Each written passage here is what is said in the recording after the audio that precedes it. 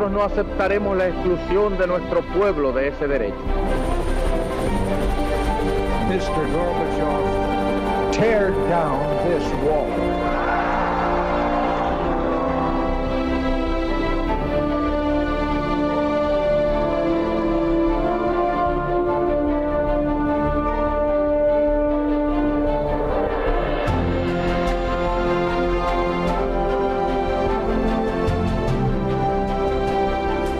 Señoras y señores, bienvenidos a Tiempos Modernos. Uno de los misterios de la historia con mayúsculas es el del origen de Cristóbal Colón. Un misterio cultivado por él de forma deliberada y que a día de hoy permanece. Muchas han sido las respuestas que se han dado a ese enigma y ninguna parece convincente en su totalidad. ¿O sí? Uno de los misterios más disputados de la historia es el origen del descubridor de América, Cristóbal Colón. Un misterio que alimentó tanto el propio Colón como su familia. Muchos de los documentos que podían haber establecido la procedencia fueron destruidos en su día y hoy ya no parece haber forma de reconstruirlos. Su propio hijo, Hernando, reconoció en la biografía que escribió de su padre que éste deseaba oscurecer sus orígenes, aunque no especificó la razón. Según un especialista como Hugh Thomas, la razón no era otra que su deseo de que no se supiese que su padre había sido un modesto tejedor de cerca de Génova, un oficio entonces deshonroso. A Thomas no le cabía duda de que era genovés. Hay muchas pruebas que apuntan a ese origen, pero lo cierto es que no escribía en italiano apenas nunca, ni siquiera a su propia familia. Las pocas veces que lo hizo, lo escribió de un modo deficiente y con erratas notables. Pero, ¿el hecho de que no escribiese en italiano es prueba suficiente? No parece. Los genoveses empleaban su propio dialecto y este apenas se escribía. Por eso, Hugh Thomas argumenta su origen genovés. Colón lo confesó cuando reclamó un mayorazgo para su familia en España y en otra ocasión admitió que su mayor deseo era tener una casa en Génova. Además, en su testamento solo nombra a amigos suyos genoveses, con excepción de un judío de Lisboa. Pero la realidad es que la mayor parte de sus escritos están en castellano, con numerosos portuguesismos, eso sí. Sin embargo, tampoco significa gran cosa, porque seguramente el castellano lo aprendió durante los 11 años que pasó en Lisboa. El padre Las Casas, que le conoció personalmente, escribió que Colón hablaba castellano con acento extranjero, aunque no dijo cuál, pero en todo caso tenía claro que no era el castellano su lengua materna. Sin embargo, el acento no debía ser muy chocante, y no parece haber duda de que se trataba de un acento mediterráneo. Escribía en latín de forma algo confusa y la influencia que se acusa es castellana, no italiana.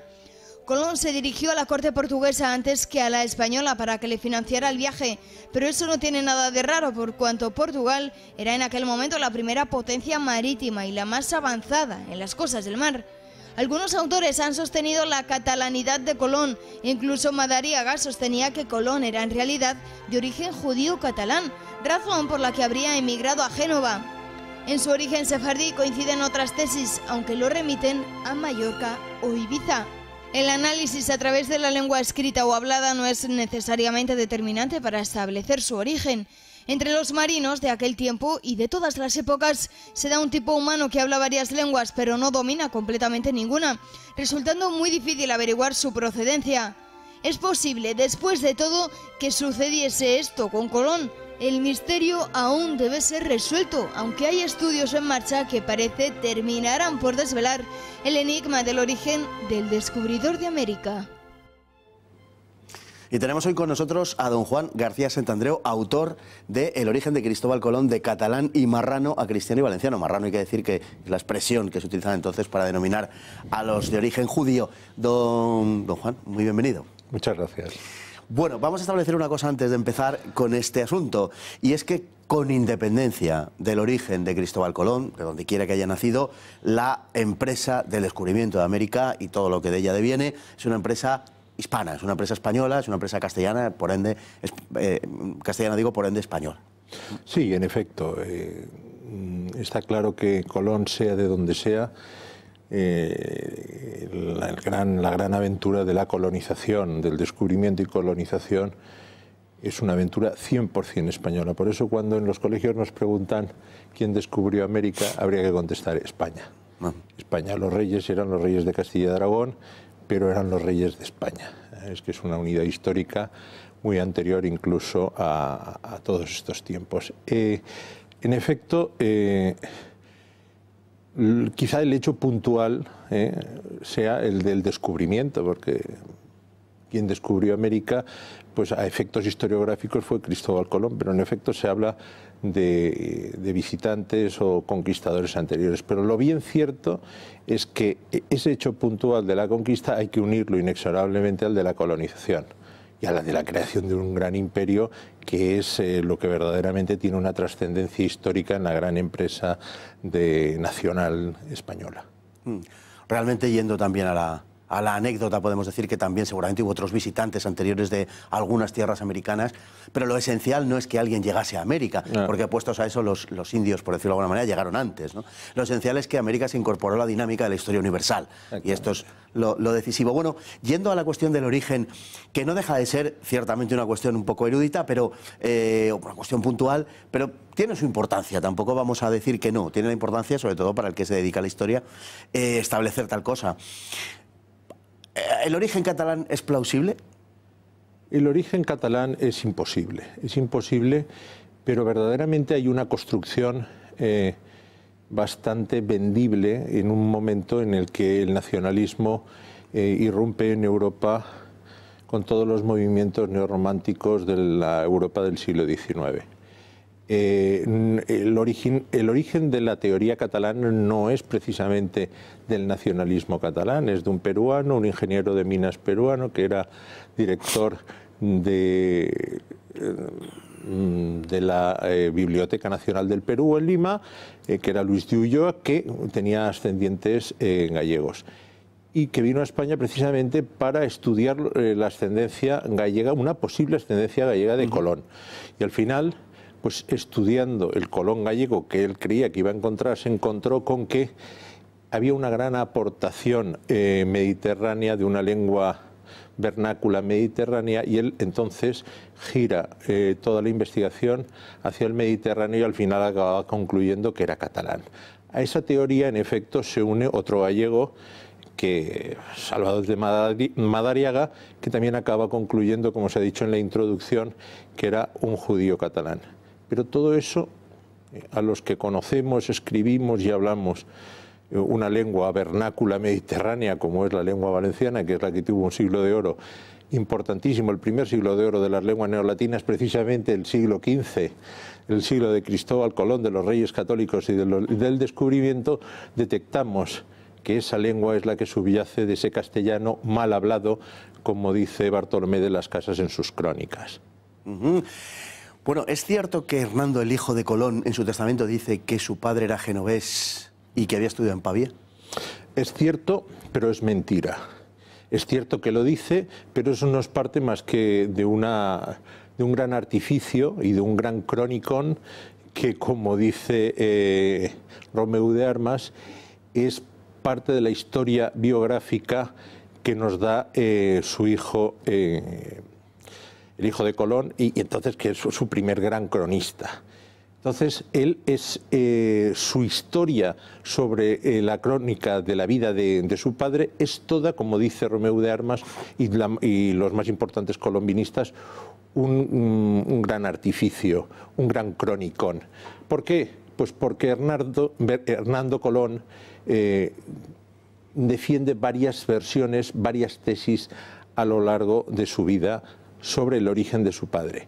Y eso no es más que parte, como digo, de ese artificio y de ese encargo que recibe del propio Colón, que crea una leyenda en torno a su origen. El propio Hernando lo dice, no quería que se conociera ni su patria ni su origen. Y aunque aquí parezca que está incurriendo en una redundancia, no quiere que se sepa de qué país era y no quería que se supiera cuál era su origen. Cuando hablamos de su origen, está evidentemente hablando de su origen social. Y como también se ha dicho en la introducción, Colón necesitaba, para introducirse en las cortes europeas, en la corte portuguesa y en la corte española, necesitaba tener un origen social nobiliario. Y no lo tuvo. Tanto si es el Colón que yo defiendo un Colón que desarrolla toda su vida esencialmente después de casarse y de volver a España desde Portugal, después de casarse con la portuguesa Felipa Muñiz de Perestrelo y volver a Castilla y al Reino de Aragón, desarrolló gran parte de su vida precisamente como navegante en el Reino de Valencia. Pero si es el Colón italiano, nos encontramos con la misma circunstancia, nos encontramos exactamente con la misma circunstancia. Y entre el Colón español y el Colón italiano, sin duda alguna, ahí el tracto sucesivo de la historia con todos sus elementos se rompe. Y ahí es donde verdaderamente nos tenemos que sumergir para verdaderamente llegar a conocer al auténtico Colón. Bueno, el embajador español en Inglaterra envía una carta a los Reyes Católicos en la cual les advierte de que hay un navegante que se pone al servicio del rey de Inglaterra y le dice que es genovés también como Colón y que que va a explorar el Atlántico, que tengan cuidado porque también es genovés como Colón. Sí, pero es que al fin y al cabo todo lo que dijo su familia era mentira, era parte de ese artificio. Colón no quería que se supiera que tenía un origen social determinado, es decir, que pertenecía a una familia de sederos valencianos, o en el hipotético caso de que fuera el Colón italiano, un lanerius o un tabernarius, que hasta los 21 años estuvo trabajando vendiendo vino y vendiendo queso con su padre, además de tejiendo lana, y en el caso español, en el caso valenciano, podría haber sido perfectamente un aprendiz de sedero hasta los 12, 13, 14 años en que se incorporó a la mar. Y como digo, todo lo que dicen su familia, todo lo que dice él, es todo lo que refleja en los escritores de aquella época, pero eso no significa que sea verdad. Y el propio Bartolomé de las Casas, el propio Hernando, habla en sus escritos de que los orígenes que ha dado su padre han sido muchísimos de ellos, incluso que había estudiado en Pavía, incluso que era de la localidad de Curgurio y que había ido él a Curgurio a investigar su familia, lo cual es del todo punto falso, y tanto Romeu de Armas como Consuelo Varela, como Salvador de Madariaga impugnan totalmente estas teorías y las reputan totalmente una falsedad. Bueno, una de las teorías que más se ha manejado desde hace mucho tiempo, que quizá explicaría en parte también su particular énfasis en esconder los orígenes de la familia, sería el de su origen judío. Sí.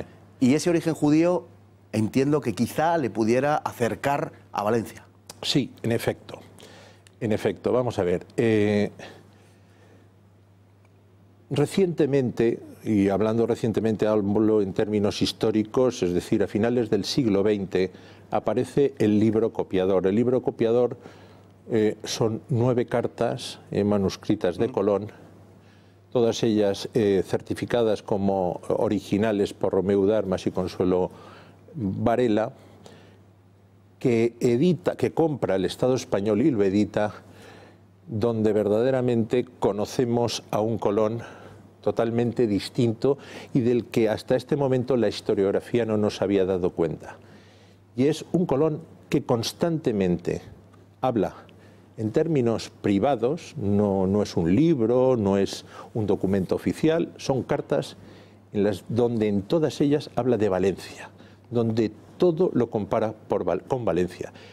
Y da la circunstancia de que nadie, absolutamente nadie, ningún historiador, ni sus biógrafos oficiales, Bartolomé de las Casas y su hijo Hernando, dicen en ningún momento que estuvo en Valencia.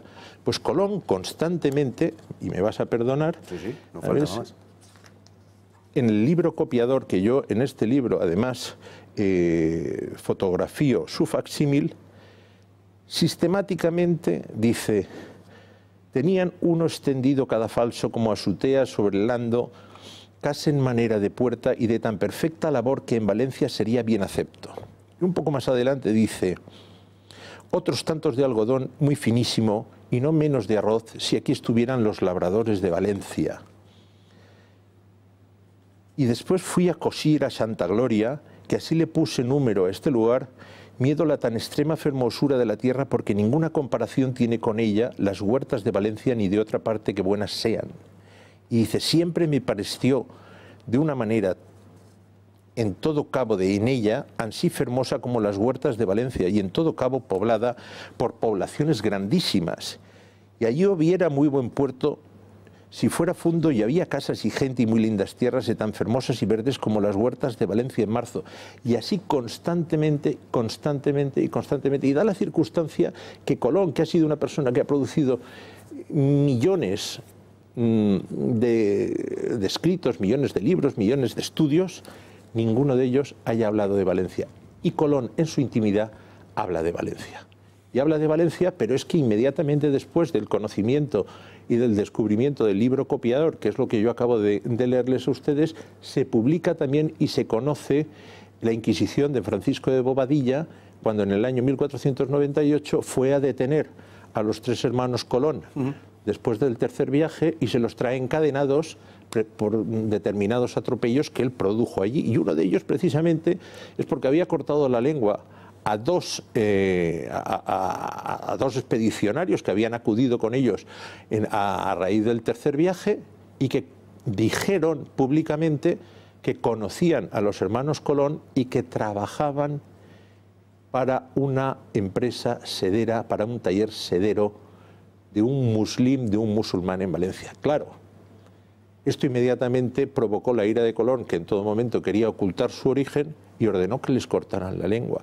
Pero es que a mayor abundamiento también se ha conocido a principios de siglo el contrato de aprendizaje de Diego Colón en un taller de seda en Valencia, propiedad del maestro Di Pietro. Claro, toda esta serie de circunstancias que eran totalmente desconocidas y que habían hecho que nadie hablara ni de la presencia de Colón en Valencia, pues empieza a hacer que muchos colombinistas tradicionales, muchos de ellos incluso catalanes, que habían sostenido durante 25 años que Colón era Francesc Colón,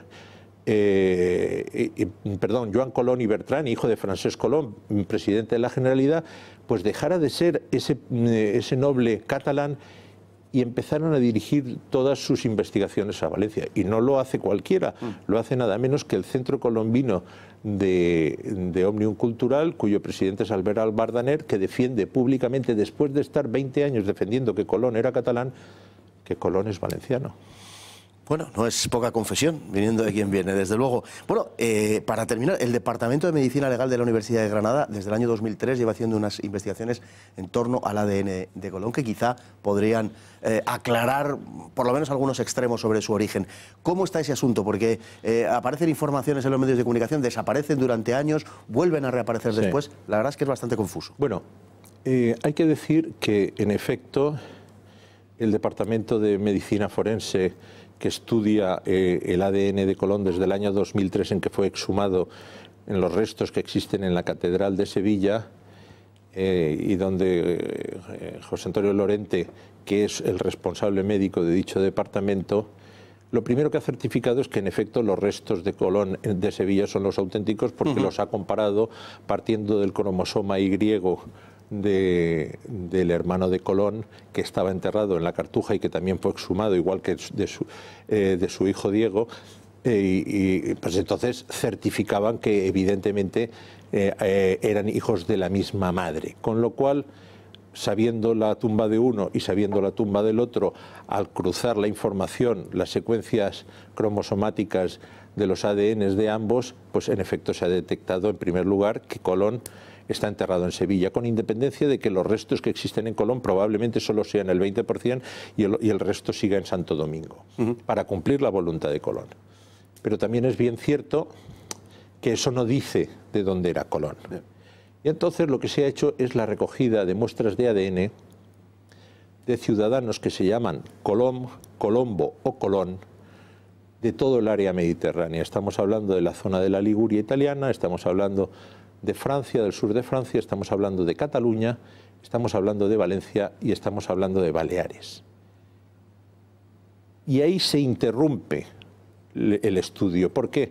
Porque la calidad del ADN que se extrae de los huesos de Colón, exhumado en el 2003, no tiene la suficiente calidad para establecer una secuencia temporal tanto del ADN mitocondrial como del cromosoma Y, etcétera, etcétera, para determinar verdaderamente de qué zona grupal o geográfica es Colón.